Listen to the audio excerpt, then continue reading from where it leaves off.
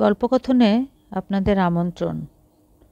পড়ছি হুমায়ূন আহমেদের আজ দুপুরে তোমার নিমন্ত্রণ। আজ থাকছে এর প্রথম পর্ব। মিস মনোয়ারা। আচ্ছা শোনো, আমার না রোজ বিকেলে গা ম্যাজ করে। কি করা যায় বলো তো? ইমন হতাশ চোখে তাকালো। বিয়ের পর এই সমস্যা হয়েছে। শারমিন অদ্ভুত অদ্ভুত সমস্যা নিয়ে উপস্থিত হচ্ছে। সমস্যার সমাধান তার জানা নেই। শারমিনের সমস্যা নিয়ে হাজির হবার সময়টাও খারাপ। অফিসে যাবার আগে আগে, যখন ইমন শার্ট খুঁজে পাচ্ছে না, বেল্ট খুঁজে পাচ্ছে না, মোজা দুটার একটা আছে অন্যটা নেই। এই বলো না কি করি? সমস্যাটা কি বিয়ের আগে ছিল না বিয়ের পর শুরু হয়েছে? আগেও ছিল, এখন বেশি হচ্ছে। এমএমকে খবর দেব?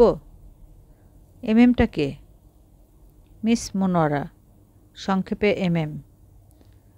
উনি কি করবেন? গা ম্যাসাজ করে দেবেন। বাসায় এসে 1 ঘন্টা ম্যাসাজ দেবেন। ঘন্টায় 500 টাকা। গা টেপাটেপি করে 500 টাকা? শারমিন বিরক্ত গলায় বলল, এমন বিশ্রীভাবে কথা বলছো কেন? গা টেপাটেপি হবে কেন? এমএম প্রফেশনাল মহিলা, ব্যাংকক থেকে ট্রেনিং নিয়ে এসেছেন। ইমন বলল, গা টেপাটেপিতে পিএইচডি করা? শারমিন বলল, তুমি আমার সঙ্গে এভাবে কথা বলছো কেন? আশ্চর্য, 500 টাকা তোমার কাছে বেশি মনে হচ্ছে? রোজ তো আমি ম্যাসাজ করাবো না, সপ্তাহে 1 দিন, মাসে 4 বার, 2000 টাকা যাবে। সেই টাকাও তোমাকে দিতে হবে না, আমি দিব। ইমন চুপ করে গেল। বিয়ের সময় শারমিনের বাবা তাকে 5 লাখ টাকা নগদ দিয়েছেন। টাকাটা এফডিআর করা। প্রতি 3 মাস পর শারমিন ইন্টারেস্ট তোলে এবং মহানন্দে জিনিসপত্র কেনে। পাথরের কানের দুল, হাড়ের তৈরি সাবানদানি, টাওয়েল, স্যান্ডেল। শারমিন বলল, কথা বলছো না কেন? খবর দেব? তোমার পকেট থেকে তো টাকা যাচ্ছে না।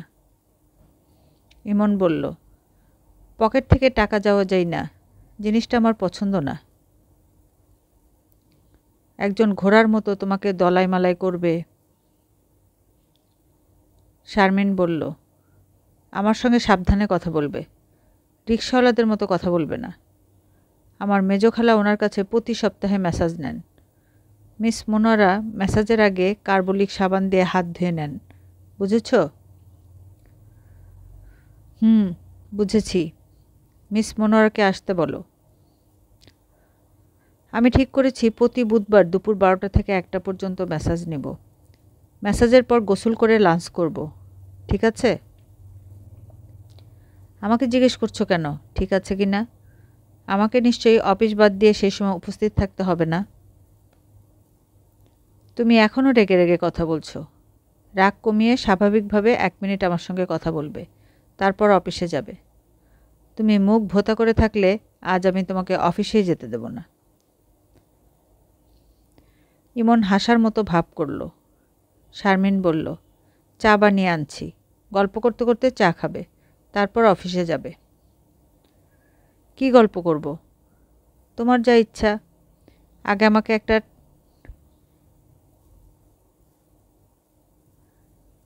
ঠান্ডা ঠান্ডা কি?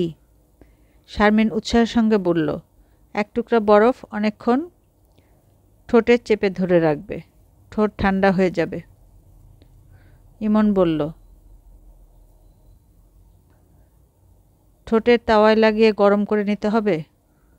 শারমিন জবাব দিল না। ইমনের বিয়ে হয়েছে 15 মাস আগে। ভালোবাসাবাসির বিয়ে না, মুরব্বীদের আলাপ আলোচনার বিয়ে। বিয়ের মূল ঘটক ইমনের বড় চাচা আফতাব উদ্দিন। উনি বলেছিলেন, এই মুহূর্তে ভারতবর্ষের সবচেয়ে রূপবতী মেয়ের নাম ঐশ্বরিয়া রায়। ঐশ্বরিয়ার রূপকে 2.5 দিয়ে গুণ করলে যে জিনিস হয় তার নাম শারমিন। বুঝেছিস রে গাধা? ইমন বলেছিল, এত রূপবতী মেয়ে বিয়ে করা ঠিক হবে না মামা। ঠিক হবে না কেন? রূপবুদ্ধির মধ্যে নার্সিসাস কমপ্লেক্স দেখা দেয়। তারা নিজের রূপের প্রেমে পড়ে, অন্য কারো প্রেমে পড়তে পারে না। গাধার মতো কথা বলবি না। বিয়ে ঠিক করেছি, বিয়ে কর। মেয়ে নিউ মার্কেটে বইয়ের দোকানে বই কিনতে যাবে, তুইও যাবি। টুকটাক কথা বলে দেখবি দুজনের দুজনকে পছন্দ হয় কিনা। নিউ মার্কেটে বিশেষ বইয়ের দোকানে ঢুকে ইমন হতভম্ব। জলপরি ধরনের এক মেয়ে, চোখে সানগ্লাস, এক গাদা বই কিনে ফেলেছে এবং আরও কিনছে। ইমনকে ঢুকতে দেখে সে চোখ থেকে সানগ্লাস নামিয়ে কিছুক্ষণ তাকিয়ে থেকে বলল, আপনার নাম ইমন? ইমন হ্যাঁ সূচক মাথা নাড়ল। জলপরি বলল, আমার নাম শারমিন। বইগুলো ধরুন তো। ইমন বই ধরল। মেয়েটি দোকানের লোকজনকে সম্পূর্ণ অগ্রাহ্য করে বলল, আমি বাসা থেকে বের হওয়ার সময় ঠিক করে বের হয়েছিলাম, যদি ইমন সাহেব হালকা গ্রিন কালারের শার্ট পরে আসে তাহলে আমি বলবো ইয়েস, অন্য যে কোনো কালারের শার্ট পরে এলে বলবো নো। ইমনের শার্টটার রং ছিল হালকা সবুজ। তারা বই নিয়ে এক চাইনিজ রেস্টুরেন্টে খেতে গেল। ইমন বলল, বিয়ের মতো অতি গুরুত্বপূর্ণ একটা সিদ্ধান্ত কি শার্টের রং দেখে নেওয়া ঠিক? শারমিন বলল, অবশ্যই ঠিক। আমার মেজো খালা এভাবে সিদ্ধান্ত নেন এবং তার সব সিদ্ধান্ত ঠিক হয়। শারমিন এবং ইমন নিউ ইস্কাটনে একটা ফ্ল্যাটে বাস করে। তাদের সংসার গুলশান থেকে নিয়ন্ত্রণ করেন শারমিনের মেজো খালা, নাম রুবি। শারমিনের ফ্ল্যাটের দেয়ালের রং, ফার্নিচার, জানালার পর্দা সবই রুবি খালা ঠিক করে দিয়েছেন। কখন কি রান্না হবে এটিও রুবি খালা ঠিক করে দেন। সকালে ঘুম থেকে উঠে শারমিন টেলিফোন করে, রুবি খালা, আজ দুপুরে কি রান্না করা যায় বলো তো? ফ্রিজে কি আছে? মাছ মাংস দুটোই আছে। ঘন ঘন মাংস খাওয়া ঠিক না। কাল রাতে মাংস খেয়েছিস, আজ মাছ কর। কি মাছ আছে? ইলিশ মাছ আছে, এক প্যাকেট কাতল আছে, ছোট মাছ আছে, মলা মাছ। কাঁচা টমেটো দিয়ে ছোট মাছ কর। তোর কাজের মেয়েটাকে টেলিফোন ধরতে বল, আমি রেসিপি বলে দিচ্ছি। যে মেজো খালার এতটাই প্রভাব তিনি ম্যাসাজ করাবেন আর শারমিন করাবে না তা কী করে হয়? বুধবারে এমএম অর্থাৎ মিস মনোয়ারা চলে এলেন। পা থেকে মাথা পর্যন্ত বোরকায় ঢাকা। বিশাল বলশালী মহিলা, কুস্তিগিরের মতো লোমশ হাত, লম্বা লম্বা আঙ্গুল, জর্দা দিয়ে পান খাওয়ার অভ্যাস আছে। গা দিয়ে জর্দার মিষ্টি গন্ধ আসছে। মিস মনোয়ারা বোরকা খুলতে খুলতে বললেন, ঠিকমতো ম্যাসাজ করাতে হলে লজ্জা দূর করতে হবে। লজ্জা নিয়ে ম্যাসাজ হবে না। মানুষের শরীরে 218টা নার্ভ এন্ডিং আছে। প্রতিটি নার্ভ সেন্টারে ম্যাসেজ হলে তবে শরীরের ব্যালেন্স ঠিক হবে। আমার কিছু জিনিস লাগবে। 1 গামলা গরম পানি, অলিভ অয়েল আর একটা পাতলা কাপড়ের টুকরা। যদি না থাকে পুরনো গামছা হলেও চলবে।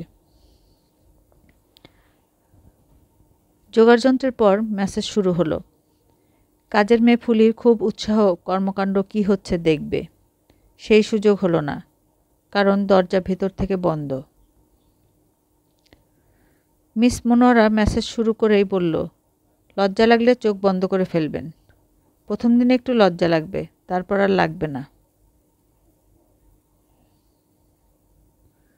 ম্যাসেজের পুরো সময়টা শারমিন চোখ বন্ধ করে থাকলো এবং তার বুক সারাক্ষণই ধড়ফড় করতে থাকলো। একই কাণ্ড। 1 মাস পার হয়েছে। শারমিন এখন সপ্তাহে 1 দিনের জায়গায় 2 দিন ম্যাসাজ করাচ্ছে, বুধবার এবং সোমবার। এই দুটো দিনের জন্য সে মনে মনে অপেক্ষা করে থাকে। মিস মনোয়ারা ম্যাসাজের ফাঁকে নানান গল্পও করেন। গল্পগুলো শুনতে ভালো লাগে।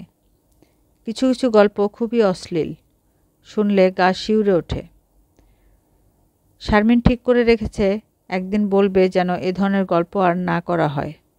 এখনও বলা হয়নি। এক শুক্রবারের কথা। ইমনের অফিস নেই। সে চা খেতে খেতে খবরের কাগজ পড়ছে। শারমিন সাজগোজ করছে। শুক্রবারে সে মেজো খালার বাসায় যায়। সারাদিন থেকে সন্ধ্যায় ফেরে। ইমন যায় না। এই নিয়ে প্রতি শুক্রবারেই দুজনের কথা কাটাকাটি হয়। আজও যে হবে এ বিষয়ে শারমিন নিশ্চিত, কারণ ইমনের মুখ গম্ভীর। তাকে দেখেই মনে হচ্ছে সে রাগে ফুঁসছে। ইমন ভাঁজ করে খবরের কাগজ রাখতে রাখতে চাপা গলায় ডাকল, শারমিন, শুনে যাও। শারমিন পাশে এসে দাঁড়ালো। ইমন বলল, তুমি খবরের কাগজ পড়ো না, তাই না? শারমিন বলল, পড়ি না, টিভি চ্যানেলে খবরও দেখি না, তাতে সমস্যা কি? কোনো সমস্যা নেই, তবে আজ কাগজে একটা মজার খবর ছিল। শারমিন বলল, মজার খবর তুমি পড়ে মজা পাও, আমার মজার দরকার নেই। ইমন বলল, আব্দুল মজিদ নামে এক লোককে নিয়ে একটা স্টোরি করেছে। সে মিস মনোয়ারা নাম নিয়ে বাড়িতে বাড়িতে মেয়েদের মেসেজ করে বেড়াতো।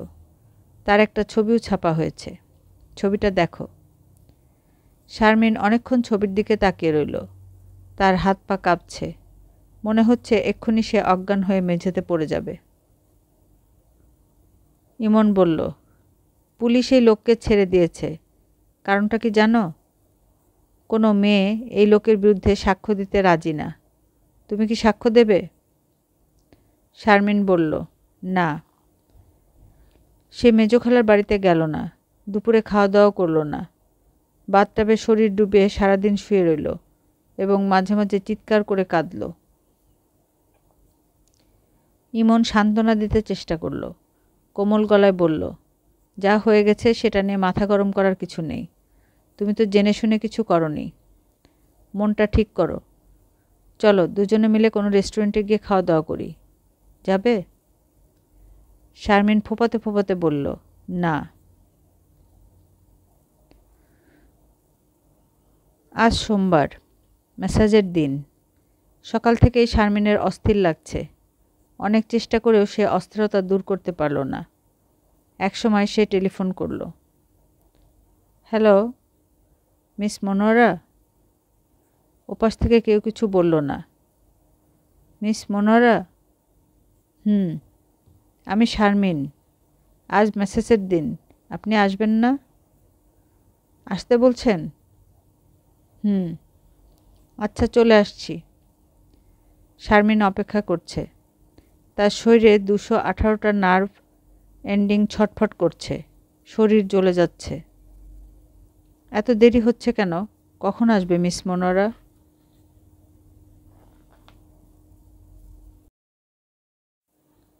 কাকারু। আশরাফুদ্দিন কাঁটাবনে পাখির দোকানে গিয়েছেন কাক কিনতে। তার মেয়ে সুমির জন্মদিনে তিনি একটা কাক উপহার দিবেন। সুমির আগামী বুধবারে 2 বছর পূর্ণ হবে। জন্মদিনের অনুষ্ঠানটা হবে শুক্রবারে। বুধবারে আত্মীয়স্বজনদের অফিস কাচারি আছে, শুক্রবার ছুটির দিন, সবাই আসতে পারবে। সুমির প্রথম জন্মদিনটা করা হয়নি। বেচারির হয়ে গেল নিউমোনিয়া। জমে মানুষে টানাটানি এমন অবস্থা। এক পর্যায়ে শিশু হাসপাতালের ডাক্তার বলে বসলেন, অবস্থা তেমন ভালো মনে হচ্ছে না।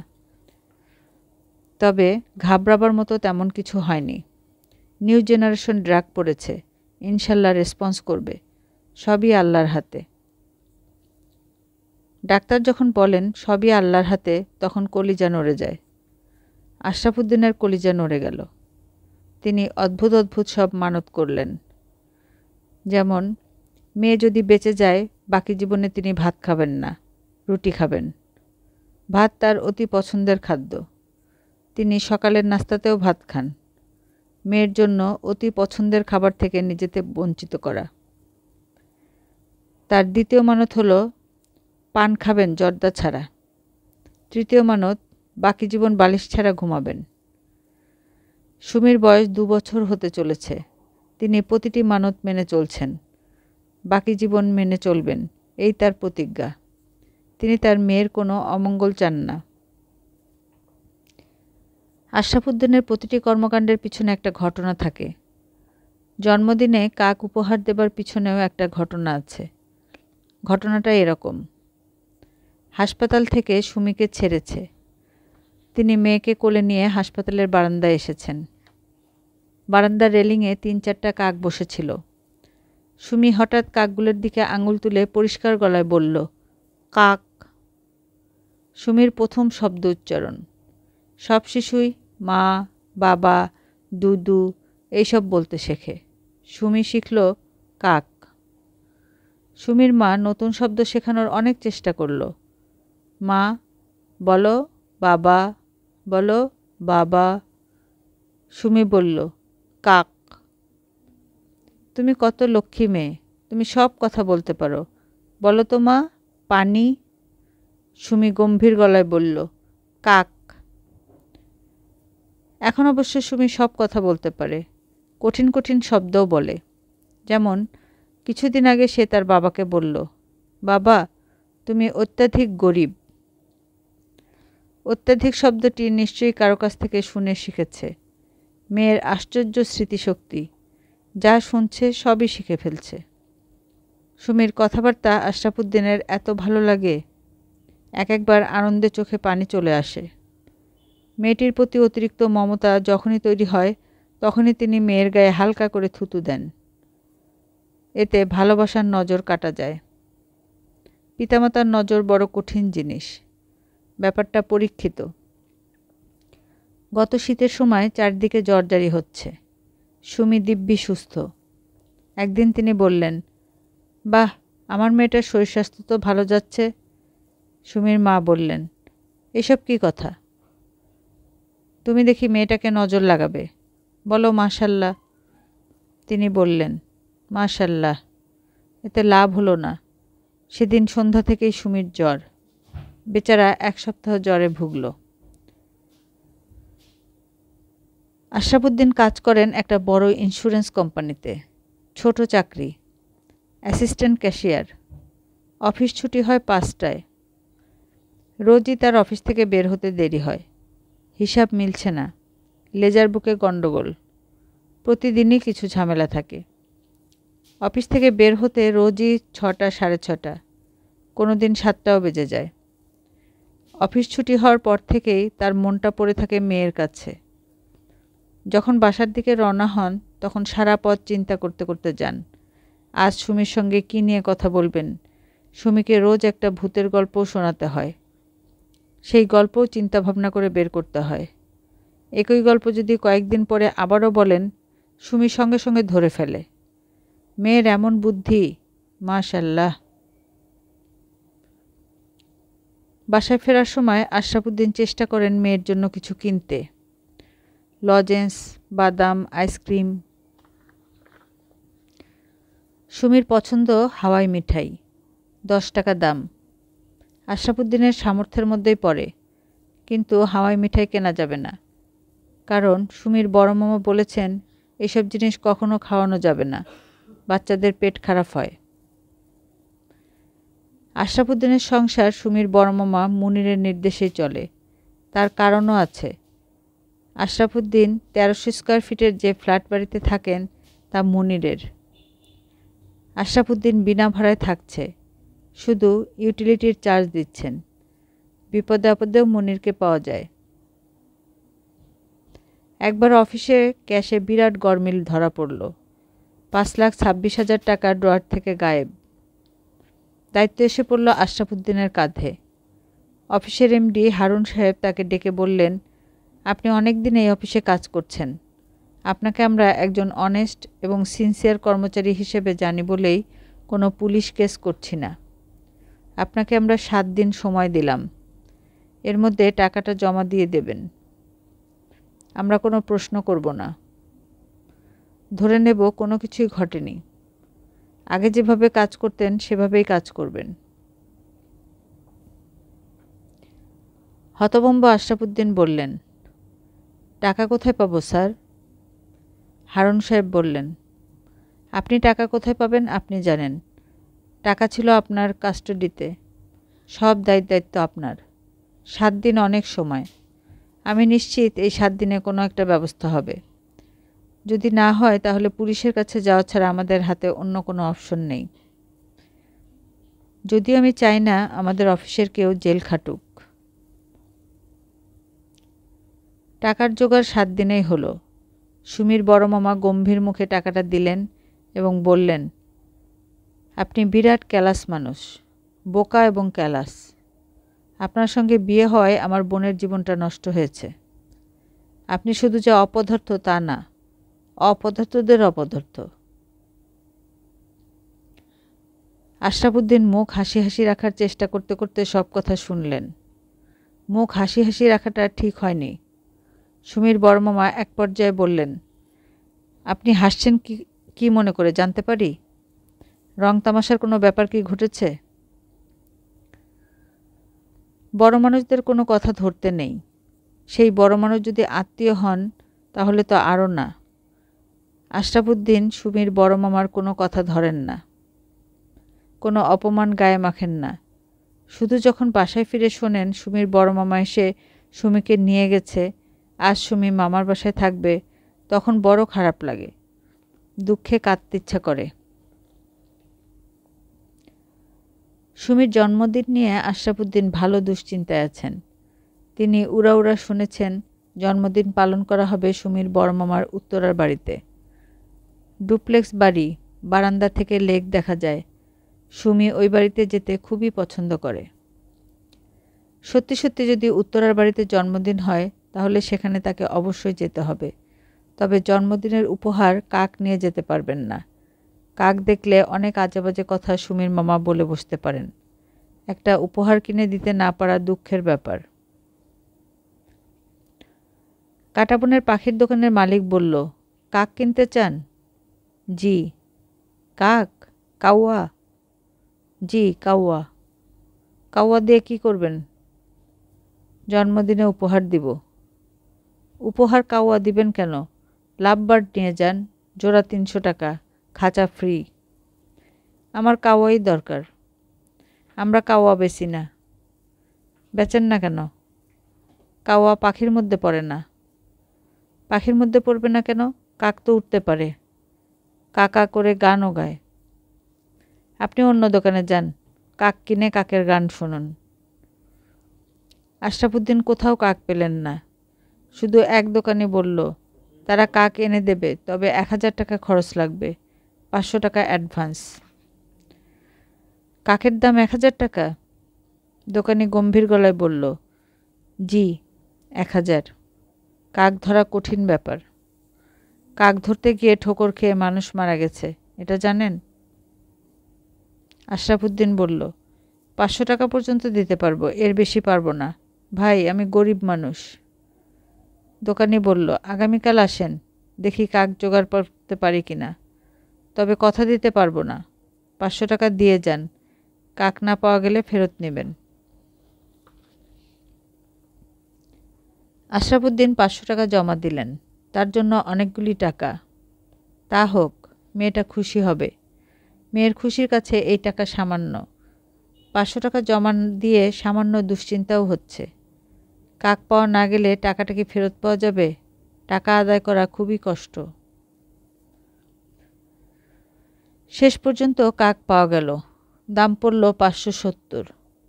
500 টাকা কাকের দাম, 70 টাকা খাঁচার দাম। দোকানি বলল, ভালো জিনিস পাইছেন অল্প পয়সায়। আশরাফ উদ্দিনের কাছেও মনে হলো তিনি ভালো জিনিস পেয়েছেন। স্বাস্থ্যবান কাক, গায়ের পালক চকচক করছে, চোখ ঘন লাল। কাকের চোখ এমন লাল হয় তিনি জানতেন না। এত কাছ থেকে এর আগে তিনি কাক দেখেনওনি। এই বিশেষ পাখিটা মানুষের আশেপাশে থাকে, তবে কখনোই খুব কাছে আসে না। আশরাফ উদ্দিন তার ফ্ল্যাট বাড়ির কলিং বেল টিপলেন ভয়ে ভয়ে। সুমির মা দরজা খুলে কাক দেখে কি বলবে কে জানে। হইচই করবে বলাই বাহুল্য। তৎক্ষণাৎ কাক ছাদে নিয়ে ছেড়ে দিয়ে আসতেও পারে। মেয়েদের কাছে কাক অমঙ্গলে পাখি। দরজা খুলল কাজের ছেলে রফিক। সে দাঁত বের করে বলল, বাড়িতে কেউ নাই? নাই নাই নাই। আশরাফ উদ্দিন স্বস্তির নিঃশ্বাস ফেলে বললেন, গেছে কোথায়? সুমির বড়মামার বাড়িতে। রাইতে থাকবে। আশরাফ উদ্দিন বললেন, অসুবিধা নাই, থাকুক। ওই বাড়ির সব ঘরে এসি, সুমি আরাম করে ঘুমাবে। আপনার হাতে এটা কি? কাওয়া না? কাওয়া দিয়ে কী করবেন? এমনি আনলাম, সুমি খেলবে। ঠোকর দিবে তো? ঠোকর দিলে দিবে, একটা শিশুর নানান ঠোকর খেয়ে বড় হওয়া দরকার। তুমি কাকটার জন্য পানি দাও আর কিছু খাবার। রফিক বলল, কাওয়ারখানা কই পামু কন? কাওয়া খায় আবর্জনা। ভাত আছে না? ভাত দাও, আর আমাকে এক কাপ চা দাও। আশরাফুদ্দিন কাক নিয়ে তার ঘরে ঢুকে গেলেন। তিনি পশ্চিমের ঘরটায় থাকেন। সুমি তার মার সঙ্গে শোবার ঘরে ঘুমায়। আশরাফুদ্দিন রাতের খাবার খেলেন। আয়োজন ভালো না, তবে তৃপ্তি করে খেলেন। অনেক দিন পর আরাম করে টিভি দেখলেন, একটা হাসির নাটক। 3 বন্ধুর কীর্তিকলাপ। 3 বন্ধুর একজন মহা বোকা। বোকাটার কাণ্ড দেখে আশরাফুদ্দিন শব্দ করে হাসলেন। সুমির মা থাকলে তিনি শব্দ করে হাসেন না। সে যে রাগ করে তা না, তারপরেও কেন যেন হাসি আসে না। আশরাফুদ্দিনের স্বভাব গরমেও মশারি খাটিয়ে ঘুমানো। মশারি না টানালে তার নাকি ন্যাংটা ন্যাংটা লাগে। সুমির মা আবার মশারির ভিতর ঘুমাতে পারে না, তার দম বন্ধ লাগে। তাদের শোবার ব্যবস্থা এ কারণেই আলাদা। আশরাফুদ্দিন মশারির ভিতর ঢুকতে যাচ্ছেন, ঠিক তখন খাঁচার ভিতরে কাকটা ছটফট করে ডানা ঝাপটালো এবং পরিষ্কার মানুষের গলায় বলল, হ্যালো স্যার, ঘুমিয়ে পড়লেন নাকি? আশরাফুদ্দিনের মনে হলো তিনি ভুল শুনেছেন। এরকম ভুল মানুষের মাঝে মধ্যে হয়। আশেপাশে কেউ নেই, তারপরে মনে হয় কেউ একজন কথা বলছে। আশরাফুদ্দিন ভীত গলায় বললেন, কে কে কথা বলে? কাকটা বলল, স্যার আমি। আপনার কাজের ছেলেটা আমাকে পানি দেয় নাই, তৃষ্ণায় মারা যাচ্ছি, কোনো খাবারও দেয় নাই। সে যে বলেছে আমরা আবর্জনা খাই, এটা ঠিক না। খাবার পাই না বলে আবর্জনা খাই। শখ করে আবর্জনা কেন খাবো? আশরাফুদ্দিন কাপা গলায় বললেন, তুমি কি সত্যি সত্যি কথা বলছো?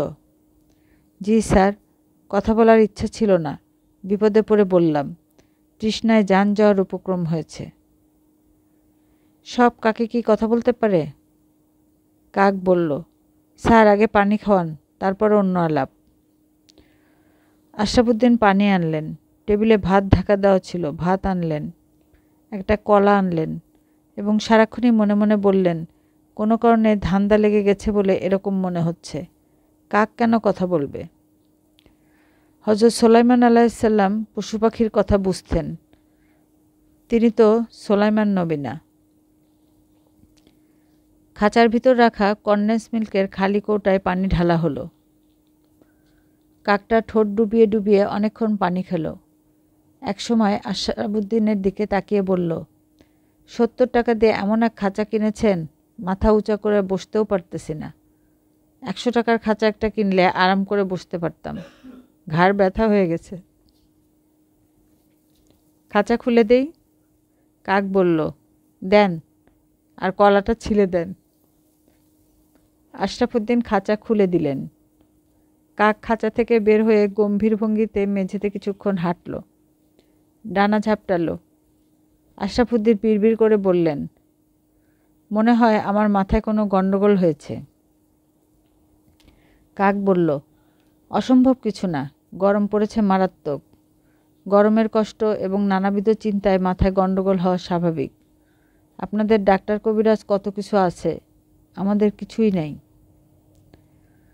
আশরাফুদ্দিন বললেন, মানুষের মতো কথা কি তুমি একাই বলতে পারো, নাকি অন্য কাকরাও পারে? কাক কলা খেতে খেতে বলল, আমরা সবাই পারি। আমরা সব সময় থাকি মানুষের কাছাকাছি, ওদের ভাষা শিখব না? তাহলে অন্যরা কথা বলে না কেন? কাক বলল, সব কাক কথা বলা শুরু করলে উপায় আছে? কা কা বলে দুবার ডাকলেই আপনারা বলেন গৃহস্থের অমঙ্গল। সেখানে যদি কথা বলা শুরু করি। বাজে আলাপ বন্ধ থাকুক। আপনার মেয়ে কই? যার জন্য আমাকে কিনেছেন, তাকে তো এখনো দেখলাম না। সে তার বড় মামার বাড়িতে, জন্মদিনের অনুষ্ঠান সেই বাড়িতেই হবে। আপনি কি সেখানে আমাকে নিয়ে যাবেন? আশরাফুদ্দিন বললেন, কি করব কিছুই বুঝতে পারছি না, তুমি কি বলো? কাক নিয়ে উপস্থিত হওয়া ঠিক হবে না। কাককে আপনারা বলেন অশুভ। জন্মদিন একটা শুভ অনুষ্ঠান। ঠিক বলেছ। সুমির বড় মামা সবার সামনে আমাকে পাগল টাগল বলে বসতে পারে। হঠাৎ বড়লোক হয়েছে তো আমাকে খুবই তুচ্ছতাচ্ছিল্য করে। এমন লজ্জা পাই। সেদিন এক গাদা লোকের সামনে বলল, আপনি অপদার্থের শিরোমণি। কাক বলল, শিরোমণি কী জিনিস? শিরোমণি মানে সেরা। আমি নাকি অপদার্থের সেরা। কাক বলল, মুখের উপরে বলে দেন, কা কা কা তুই গু খা। আশরাফুদ্দিন বললেন, ছি ছি, এসব কথা কিভাবে বলি? আমার স্ত্রীর বড় ভাই, বিপদে আপদে সাহায্য করে। কি সাহায্য করে? তার কারণে জেলের হাত থেকে বেঁচেছি। বিরাট ইতিহাস, শুনবে? মানুষের ইতিহাস শুনে আমার লাভ কি? ঠিক আছে, বলতে চাচ্ছেন বলুন। আশরাফুদ্দিন আগ্রহ নিয়ে অফিসে টাকা পয়সায় গণ্ডগোলের গল্প শুরু করলেন। কাকটাকে দেখে মনে হচ্ছে সেও খুব আগ্রহ নিয়ে শুনছে। মাঝে মাঝে হুঁ বলছে, মাথা নাড়ছে। আশরাফুদ্দিনের মনে হলো এত আগ্রহ নিয়ে এর আগে কেউ তার দুঃখের গল্প শোনেনি। কাক বলল, টাকাটা ছিল কোথায়? আমার ড্রয়ারে ছিল। ব্যাংকে জমা দিতে গিয়েছিলাম। 3টার পরে গিয়েছি বলে জমা দিতে পারি নাই। ড্রয়ারে রেখে দিয়েছিলাম। তালা দেওয়া ছিল না? ছিল। চাবি আপনার কাছে? হ্যাঁ। আর কারো কাছেই চাবি নাই? হেড ক্যাশিয়ার ফরিদ সাহেবের কাছে একটা চাবি আছে। কাক বলল, টাকাটা ওই ব্যাটা কি নিয়েছে? আশরাফুদ্দিন বললেন, অসম্ভব। উনি ফেরেশতার মতো মানুষ, নামাজ কালামের মধ্যে থাকেন। ফেরেশতাও তো মাঝে মধ্যে ভুল করে। তা অবশ্যই করে। 2-1 বার যে আমার এরকম মনে হয় নাই তা না। মাঝে মাঝে মনে হয়েছে টেলিফোন করে জিজ্ঞেস করি। পরে মনে হয় ছি ছি। কাক বলল, ছি ছি ছি করার কিছু নাই। এখনই টেলিফোন করুন। এখন করব? কি বলতে হবে আমি শিখিয়ে দেব। আশরাফুদ্দিন টেলিফোন করলেন। ফরিদ সাহেবই টেলিফোন ধরলেন। গম্ভীর গলায় বললেন, কে? স্যার, আমি আশরাফুদ্দিন। ভালো আছেন স্যার? এত রাতে কি ব্যাপার? আমি শুয়ে পড়েছিলাম তো। আশরাফুদ্দিন রিসিভারে চাপা দিয়ে ধরে রেখে ফিসফিস করে কাকটাকে বললেন, কি বলবো? স্যার তো খুব রাগ করছেন। কাক বলল, বলুন, কা কা কা তুই গু খা। আশরাফুদ্দিন হতাশ গলায় বললেন, এটা কি করে বলবো? কাক বলল, স্পষ্ট গলায় বলবেন। টেলিফোনের ওপাশ থেকে বিরক্ত গলায় ফরিদ সাহেব বললেন, কি বলবেন বলুন। আশরাফুদ্দিন বললেন, কা কা কা তুই গু খা। ফরিদ সাহেব বললেন, কি বললেন? আশরাফুদ্দিন কাঁদো কাঁদো গলায় বললেন, স্যার, আমি বলেছি কা কা কা তুই গু খা। হট। আশরাফুদ্দিন টেলিফোন রেখে দিলেন। তার দুশ্চিন্তার সীমা রইল না। আগামীকাল অফিসে কি হবে কে জানে। ফরিদ সাহেব নিশ্চয়ই কমপ্লেন করবেন। বড় সাহেব তাকে ডেকে পাঠাবেন। তারপর বদ কাকটার কথা শোনা উচিত হয় নাই। দুশ্চিন্তায় আশরাফুদ্দিনের ঘুম হলো না। মাঝে মাঝে ঝিমুনির মতো আসে, তখন বিকট সব স্বপ্ন দেখেন। একটা স্বপ্নে 10-12টা কাক তাকে ঠোকর দিচ্ছে। তিনি ব্যথা পাচ্ছেন না, তবে কাতুকুতু লাগছে। আশরাফুদ্দিন খুব ভোরে সূর্য ওঠার আগেই ঘুম থেকে ওঠেন। আজ শেষ রাতে ঘুমিয়েছেন বলেই 9টার দিকে ঘুম ভাঙল। ঘুম ভেঙে দেখেন রফিক দাঁড়িয়ে আছে। সে বলল, আপনার কি হয়েছে? শরীর খারাপ? না স্যার, আপনার কাওয়া পালায় গেছে। কি বুদ্ধি, নিজে নিজেই তার কাইটা পালাইছে, বদ পক্ষী। আশরাফুদ্দিন কিছু বললেন না। রফিক বলল, অফিসে যাবেন না? যাব। আজ সুমি আফার জন্মদিন। আপনারে সকাল সকাল অফিস থেকে ফিরতে বলছে। আচ্ছা। বড়মামার বাড়িতে চলে যাইতে বলছে। আচ্ছা। ভালো ড্রেস পইরা অফিসে যাইতে বলছে। আচ্ছা। অফিসে আশরাফুদ্দিন অত্যন্ত টেনশনে কাটালেন। সারাক্ষণ মনে হলো এই বুঝি ফরিদ সাহেব ডাকবেন। কয়েকবার তার সঙ্গে দেখা হলো। ফরিদ সাহেব একবার শুধু বললেন, কাল রাতে কি আপনি টেলিফোন করেছিলেন? আশরাফুদ্দিন বিড়বিড় করে বললেন, ইয়েস স্যার। ফরিদ সাহেব কিছুই বললেন না, ফাইলপত্র নিয়ে ব্যস্ত হয়ে পড়লেন। আশরাফুদ্দিন মনে মনে বললেন, হে আল্লাহ পাক, তোমার পাক দরবারে হাজার শুকরিয়া। আজকের দিনটা মনে হয় আশরাফুদ্দিনের জন্য ভালো।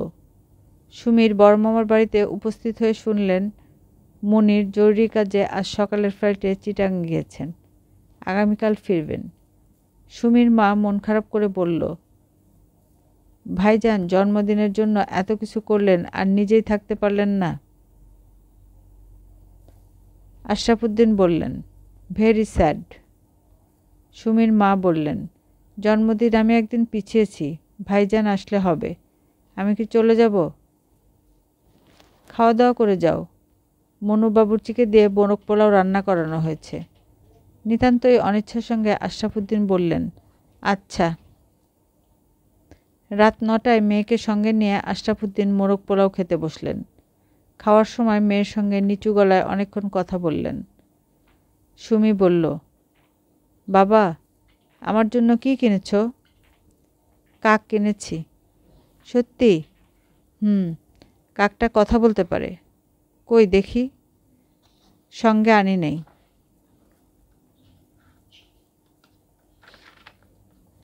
বাসায় আছে? তোমার ঘরে থাকে? কাল আনবে? দেখি, আনতেও পারি। সুমির আনন্দে ঝলমল করা চোখ মুখ দেখে আশরাফুদ্দিনের মনটা খারাপ হয়ে গেল। মেয়েকে মিথ্যা কথা বলেছেন, কাক নেই, চলে গেছে, এই কথাটা বলা প্রয়োজন ছিল। একটা শিশু বড় হবে সত্যের ভিতর।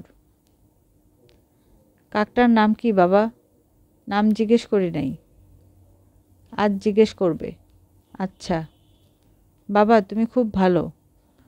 আশরাফুদ্দিনের চোখে পানি এসে গেল।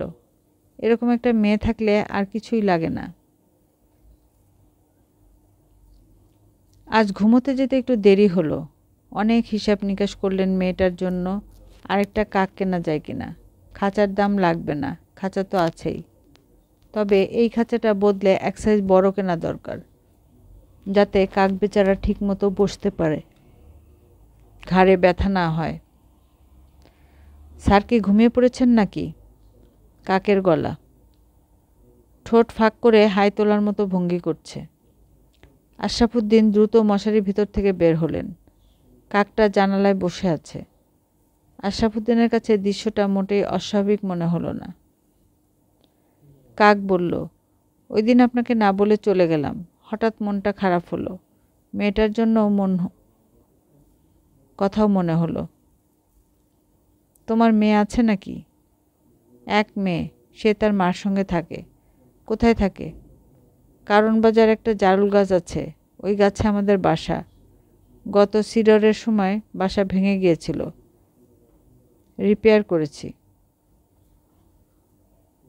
ভালো কথা মনে পড়েছে, তোমার নাম কি? আমার মেয়ে তোমার নাম জানতে চেয়েছিল। মেয়েকে তোমার কথা বলেছি। স্যার, আমার কোনো নাম নেই, আমাদের নাম থাকে না। আপনার মেয়েকে বলবেন সুন্দর দেখে একটা নাম দিতে। আচ্ছা, বলবো। কাক গলা নিচু করে বলল, টেলিফোন কি করেছেন স্যার? কি টেলিফোন? ফরিদ সাহেবকে টেলিফোন। আজ আবার তাকে বলবেন, কা কা কা তুই গু খা। একবার তো বলেছি, আর কেন? রোজ একবার বলা দরকার। অসম্ভব, তোমার কথাবার্তা শুনলে অফিসে রিপোর্ট হবে, চাকরি চলে যাবে। টেলিফোন করতে না চাইলে করবেন না। তবে কি? কাক নিঃশ্বাস ফেলার মতো ভঙ্গি করে বলল, না থাক, আপনার জানার দরকার নেই। আশরাফুদ্দিন নিতান্ত অনিচ্ছায় টেলিফোন করলেন। ফরিদ সাহেব বললেন, কে? আশরাফুদ্দিন বললেন, স্যার আমি। কি চান? আশরাফুদ্দিন বললেন, কা কা কা তুই গু খা। এর মানে কি? আশরাফুদ্দিন আমতা আমতা করে বললেন, স্যার, এর মানে আপনাকে গু খেতে বলেছে। একটা কাক আপনাকে গু খেতে বলেছে। ফরিদ সাহেব টেলিফোন রেখে দিলেন। বড় সাহেব আশরাফুদ্দিনকে ডেকে পাঠিয়েছেন, জরুরি কথা বলবেন। আশরাফুদ্দিন বড় সাহেবের ঘরে এসেছেন। স্যার এখনও বসতে বলেননি। ভয়ে তার বুক কাঁপছে। স্যারের ঘরে এসি চলছে, ঘর ফ্রিজের ভিতরের মতো ঠান্ডা। তারপরেও আশরাফুদ্দিনের শরীর ঘামছে, প্রচণ্ড পানির পিপাসা হচ্ছে। বড় সাহেব ফাইল দেখছেন। ফাইল লেখা বন্ধ করে ঠান্ডা গলায় বললেন, আশরাফ সাহেব, আপনি নাকি রোজ গভীর রাতে টেলিফোন করে হেড ক্যাশিয়ার ফরিদ সাহেবকে গু খেতে বলেন। আশরাফুদ্দিন কাঁপা কাঁপা গলায় বললেন, জি স্যার, বলি। কেন বলেন জানতে পারি? স্যার, চেয়ারে বসি তারপর বলি, দাঁড়িয়ে থাকতে পারছি না। বসুন। আশরাফুদ্দিন বসলেন। বড় সাহেব বললেন, এবার বলুন ঘটনাটা কি? স্যার, আমি তো কথাগুলো বলি সেগুলো অন্যের কথা, ভদ্র সমাজে বলার কথা না। তারপরেও বলি, কারণ এ কথাগুলো বললে আমার মন শান্ত হয়। মন শান্ত হয়? জি স্যার। টাকা চুরির ব্যাপারে উনি অন্যায়ভাবে আমাকে ফাঁসিয়েছেন। ব্যাংকে টাকা জমা দিতে না পেরে ফিরে এসেছি। ওনাকে দিলাম যেন লকারে রাখতে পারেন। উনি বললেন, লকারের চাবি ভুলে আনেন নাই, আমি যেন আমার ড্রয়ারে রেখে দেই। আমি আমার ড্রয়ারে রাখলাম। ওনার কাছ থেকে ছুটি নিয়ে বাসায় চলে এসেছি, কারণ আমার মেয়েটার খুবই অসুখ, তাকে শিশু হাসপাতালে নিয়ে যাব। পরের দিন ড্রয়ার খুলে দেখি টাকা নেই। স্যার, এক গ্লাস পানি খাবো? বড় সাহেব তাকে পানির বোতল এবং গ্লাস এগিয়ে দিলেন। আশরাফুদ্দিন পুরো বোতলের পানি খেয়ে ফেললেন। তারপরেও তৃষ্ণা মিটল না। আশরাফুদ্দিন বললেন, 5 বছর আগে স্যার এইরকম আরেকটা ঘটনা ঘটেছিল। আব্দুল জলিল নামের একজন ছিলেন, আমি যে পোস্টে সেই পোস্টে। ওনার চাকরি চলে যায় 3 লাখ টাকার হিসাবের গড়মিলের জন্য। স্যার, আমি নিশ্চিত ফরিদ সাহেব ওই ঘটনায় জড়িত। তখন তদন্ত হচ্ছিল, তখন এসব কথা তোলেন নাই কেন? ফরিদ সাহেব সুফি মানুষ, সবাই তাকে মান্য করে, ওনার কথাই সবাই বিশ্বাস করে। ওনার বিষয়ে কিছু বলার সাহস হয় নাই। বড় সাহেব সিগারেট ধরতে ধরতে বললেন, তখন সাহস হয় নাই, এখন কেন হয়েছে? একটা কাক আমাকে সাহস দিয়েছে স্যার, সেই আমাকে ছড়াটা বলতে বলেছে, কা কা কা তুই গু খা। স্যার, কাকের বিষয়টা বলবো? অদ্ভুত ইতিহাস। বড় সাহেব সিগারেট ধরতে ধরতে বললেন, শুনি আপনার ইতিহাস। আশরাফুদ্দিন কাক কেনা থেকে কাকের সব কথাই বললেন, কিছুই গোপন করলেন না। বড় সাহেব বললেন, কাকের কথা বলার বিষয়টা আপনার উত্তপ্ত মস্তিষ্কের কল্পনা। আমি কি চলে যাব স্যার? হ্যাঁ, চলে যান। রাত দুপুরে মানুষকে ছড়া শোনাবেন না, মন দিয়ে কাজ করুন। পরের 6 মাসে বেশ কিছু ঘটনা ঘটল। নতুন তদন্তে প্রমাণ হয়েছে ফরিদ সাহেব টাকাটা চুরি করেছেন। তার চাকরি চলে গেল। ফরিদ আহমেদ পুরো টাকাটা ফেরত দিয়েও চাকরি বাঁচাতে পারলেন না। এখনকার কথা, 5 বছর আগে জলিল আহমেদ নামে যে অ্যাসিস্ট্যান্ট ক্যাশিয়ারের চাকরি চলে গিয়েছিল তাকে খোঁজা হচ্ছে। কোম্পানি আবার তাকে চাকরি দিতে যাচ্ছে। আশরাফুদ্দিন হেড ক্যাশিয়ার হয়েছেন। পরিবাগে কোম্পানির নিজস্ব ফ্ল্যাটে উঠেছেন। সুমির বড় মামার কাছ থেকে যে টাকা নিয়েছিলেন তা ফেরত দিয়েছেন। আশরাফুদ্দিনের সুখে থাকার কথা, তিনি মোটেই সুখে নেই। কাকটা আর আসছে না। তার মেয়ে কাকটাকে চোখের দেখাও দেখে নাই। বেচারি কাকের জন্য নাম পর্যন্ত ঠিক করে রেখেছে, কাকারু। সেই নামটা কাকটাকে বলা হয়নি। প্রতি সপ্তাহে কমপক্ষে 2 দিন আশরাফুদ্দিনকে কারণ বাজারের জারুল গাছগুলোর পাশে হাঁটাহাঁটি করতে দেখা যায়। তিনি শব্দ করে ডাকেন, কাকারু, কাকারু। লোকজন সন্দেহের চোখে তাকায়, তবে কেউ মাথা ঘামায় না। ঢাকা বিশাল শহর। বিশাল শহরে নানান কিসিমের মানুষজন থাকে। কেউ গাছের দিকে তাকিয়ে কাকারু কাকারু ডাকবে, এটাই স্বাভাবিক।